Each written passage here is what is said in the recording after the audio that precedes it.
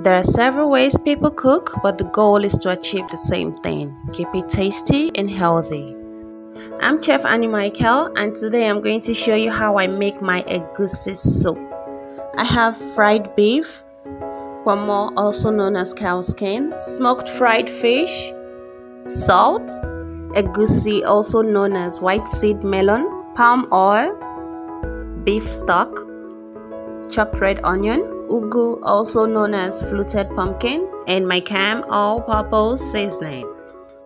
I start by adding palm oil into the pot, then I add onion. I fry for 2 minutes, then I add my egusi.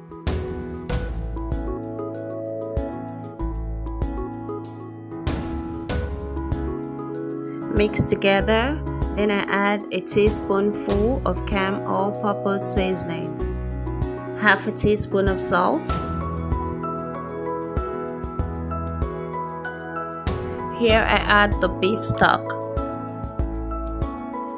Mix together, cover and allow to cook for 25 minutes.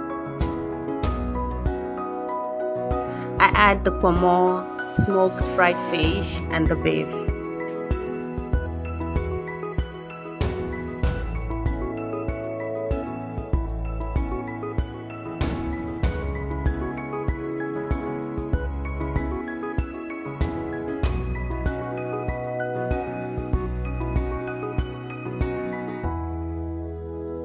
Cover again and allow to steam for about a minute.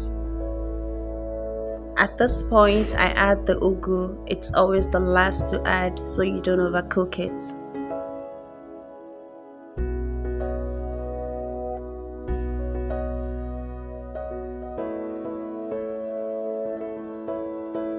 Cover and steam for just 30 seconds and it's ready.